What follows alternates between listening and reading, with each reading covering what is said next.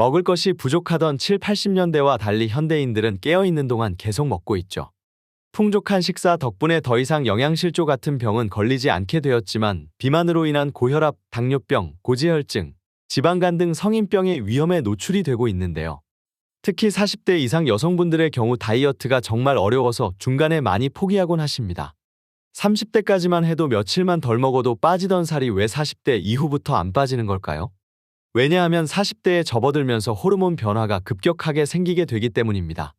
여성 호르몬인 에스트로겐 분비가 떨어지면서 그로 인해 허리가 커지는 복부 비만이 많이 생기게 됩니다. 또한 지방은 느는 반면에 근육량은 부족해지고 골다공증 같은 각종 근골격계 질환들이 생길 수 있기 때문에 40대 이후 다이어트는 선택이 아니라 필수입니다. 하지만 많은 분들이 아직도 살이 빨리 빠지기를 바라시면서 무작정 굶고 계시는데요. 빠르게 뺀 살은 다시 빠르게 찐다는 것을 명심하셔야 합니다. 그렇기 때문에 천천히 몸에 스트레스를 최대한 적게 주면서 다이어트를 하는 게 가장 중요한데요. 그래서 오늘은 의사들이 적극 권장하는 건강한 다이어트 방법에 대해 알아보겠습니다. 알아보기 앞서 영상 제작에 큰 힘이 되는 구독과 좋아요 부탁드립니다. 건강하게 다이어트하는 방법 첫 번째는 정제된 탄수화물을 끊는 것입니다. 정제된 탄수화물이란 쉽게 말하면 가루로 된 탄수화물입니다. 잡곡밥, 호밀빵 등의 통곡류가 아닌 밀가루, 쌀가루로 만들어진 빵, 떡, 면 같은 거죠. 정제된 탄수화물이 나쁜 이유는 갈면서 섬유소가 파괴되기 때문인데요. 섬유소가 파괴된 탄수화물은 급격히 흡수가 되어 혈당을 빠르게 올리고 혈당이 빠르게 올라가면 인슐린이 분비되고 인슐린이 지방을 축적시켜서 다이어트를 망치게 되는 거죠. 전문가들은 정제 탄수화물을 극단적으로 줄이기만 해도 다이어트의 50%는 성공이라고 말합니다. 오늘 식사부터 정제 탄수화물을 줄여보시는 것은 어떨까요? 건강하게 다이어트하는 방법 두 번째는 단백질 섭취를 늘리는 것입니다.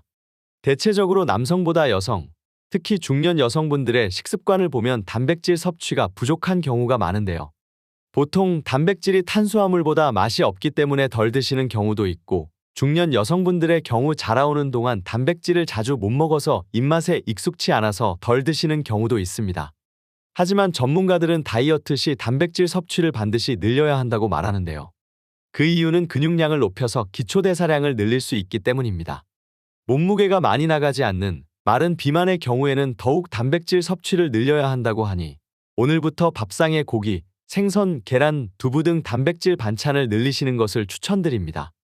건강하게 다이어트하는 방법 세 번째는 혈당 스파이크를 주의하는 것입니다. 혈당 스파이크란 식후 혈당이 뾰족하게 치솟는 현상을 말하는데요. 식사로 인해 혈당이 빠르게 올라 인슐린이 과다 분비되었다가 인슐린의 작용으로 인해 혈당이 다시 급락하면서 피로감과 졸음이 몰려오는 것이죠. 따라서 이와 같은 고민이 있다면 지금 바로 혈당 관리를 시작하셔야 합니다. 혈당의 급상승은 그 자체로 우리 몸을 서서히 갉아먹습니다.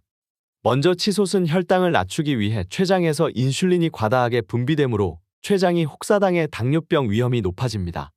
또한 당분이 산화되어 혈관의 내피세포에 손상을 입히고 염증을 유발함으로써 동맥경화와 심근경색을 비롯한 각종 심내혈관 질환에 취약하게 만들죠. 그리고 이러한 혈당 스파이크는 당뇨가 아닌 혈당이 정상 범위에 속하는 사람에게도 남녀노소를 가리지 않고 나타납니다. 혈당이 치솟을 땐 인슐린이 과다 분비되어 지방을 축적하고 혈당이 떨어졌을 땐 초콜릿과 사탕 같은 것이 땡기는 저혈당 증상이 오기 때문에 각별히 유의해야 합니다. 건강하게 다이어트하는 방법 네 번째는 당독소를 경계하는 것입니다. 당독소란 당과 아미노산, 지방이 만나서 만들어내는 최종 당화 산물입니다. 대사가 끝나고 바로 사라지지 않고 우리 몸에 남아있는 물질인데요. 이게 우리 몸에 독소로 작용합니다. 당독소가 높아지면 결국은 노화와 비만의 원인이 되고 각종 질환의 원인이 됩니다. 당독소는 현대인들이 좋아하는 튀김, 직화구이 등에 정말 많이 들어있습니다. 여러 연구 결과 당독소가 높은 상태가 되면 아무리 운동을 많이 하고 식사량을 줄여도 다이어트가 잘 안 되는 상황이 된다고 합니다. 그러면 당독소를 줄이려면 어떻게 해야 될까요? 튀기거나 구운 음식들은 가급적 피하는 것이 좋습니다. 샤브샤브같이 삶거나 데친 음식을 주로 드시면서 당독소를 줄이게 되면 먹는 양을 줄이지 않아도 저절로 다이어트가 된다고 합니다. 건강하게 다이어트하는 방법 다섯 번째는 간헐적 단식입니다. 간헐적 단식이란 식이요법의 일종으로 식사와 단식을 정기적으로 반복하여 일정 수준 이상의 공복 시간을 유지하도록 인위적으로 조정하는 방식입니다. 공복 시간과 식사 시간의 비율에 따라 크게 1일 1식과 하루에 16시간 공복을 지키는 방법이 가장 유명합니다. 간헐적 단식은 우리 현대인들한테 상당히 중요하다고 하는데요. 현대인들은 밤에도 깨어 있고 밤에도 일을 하고 밤에도 먹고 그냥 계속 먹죠. 간헐적 단식은 과거의 우리의 식습관으로 돌아가자는 것에서 출발했습니다. 낮에는 움직이고 먹고 밤에는 먹는 것을 멈추는 과거의 건강한 식습관 말입니다. 간헐적 단식을 적절하게 시행하신다면 다이어트에 상당히 도움이 되는데요. 다이어트뿐만 아니라 고지혈증이나 지방간, 당뇨 등의 성인병들을 호전시키는 데 도움이 됩니다. 비만인 분들은 16시간 공복을 지키는 것도 어렵기 때문에 많은 전문가들은 12시간 공복을 유지하는 것부터 시작해보는 것을 권하고 있습니다. 12시간을 성공하면 13시간, 14시간 이렇게 늘려서 16시간까지 공복을 늘리게 되면 성공입니다. 간헐적 단식으로 우리 몸의 생체 리듬을 되찾아서 건강도 되찾고 다이어트도 잘 되는 체질로 변하게 되면 쉽게 다시 살이 찌지 않게 됩니다. 건강하게 다이어트하는 방법 6번째는 숙면입니다. 현대인들은 잠자는 것도 정말 힘듭니다. 잦은 야근에 모임까지 많죠. 또 빛이 귀하던 과거와 달리 도시에 인공조명들이 너무 많습니다. 또한 요새는 중장년층 분들도 스마트폰이나 태블릿 PC로 유튜브 보시다가 잠을 깊게 못 주무시는 분들이 상당히 많습니다. 그러다 보니까 생활 리듬이 불규칙해지는 거죠. 그런데 이렇게 숙면을 못하게 되면 다이어트에도 악영향을 끼치게 된다고 합니다. 밤에 잠을 못 자면 성장 호르몬과 스트레스 호르몬인 코르티솔을 비롯해 다이어트에 좋은 호르몬들까지 교란이 오면서 스트레스로 인해 다음날 음식이 마구 당기게 되어 폭식을 유발한다고 합니다. 그렇다면 숙면을 하려면 어떻게 해야 될까요? 스마트폰을 멀리하는 것이 가장 쉬운 방법이라고 합니다. 빛을 멀리하고 어두운 상태에서 주무시게 된다면 평소보다 깊은 잠에 들게 된다고 합니다. 건강하게 다이어트하는 방법 7번째는 스트레스 해소입니다. 현대인의 적 스트레스는 자체로도 문제가 많지만 스트레스를 받게 되면 다이어트에도 악영향을 끼치게 됩니다. 스트레스를 받게 되면 코르티솔이라는 물질이 분비됩니다. 원시시대에는 코르티솔이 주로 추위와 배고픔 그리고 동물에게 쫓긴다든지 할 때 분비가 됐기 때문에 지방을 계속 축적시켰습니다. 그래서 나중에 며칠을 굶게 되는 상황이 오면 미리 축적한 지방이 에너지원이 되게끔 한 거죠.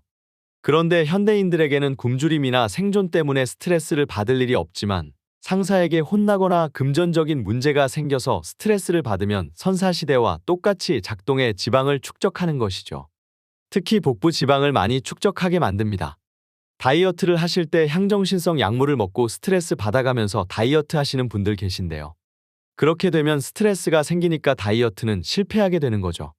그렇기 때문에 스트레스가 쌓이지 않도록 운동을 해주는 것이 좋겠죠? 마지막으로 다이어트를 위한 건강한 운동법 알려드리겠습니다. 열심히 다이어트를 하시는 분들 중에 운동을 정말 잘 하신다고 한다면 근력운동, 유산소 운동하시면 됩니다. 그런데 정말 비만이신 분들, 다이어트가 정말 필요하신 분들은 좋아하는 운동도 없고 운동을 어떻게 해야 할지도 모르는 경우가 많습니다. 또 운동하면 발목, 무릎, 발바닥 등이 아파서 운동 못 하시는 분도 많고요. 그런 분들은 일단 식후에 걷기로 시작하면 됩니다. 식후에 걷는 것이 배가 아플까봐 걱정된다 라고 말씀하시는 분들 많으신데요.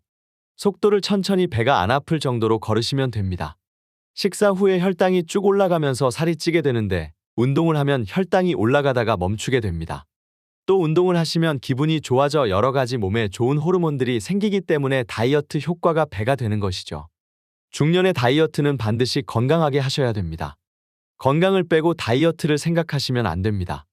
오늘 알려드린 방법으로 건강하게 다이어트 하시길 바랍니다. 오늘은 아쉽지만 여기까지입니다. 오늘 영상이 도움이 되셨다면 구독과 좋아요 꼭 눌러주시고 영상 보시고 궁금한 점이 생기셨다면 댓글을 남겨주세요. 저는 더욱 유익한 영상으로 다시 찾아뵙겠습니다. 감사합니다. 건강하세요.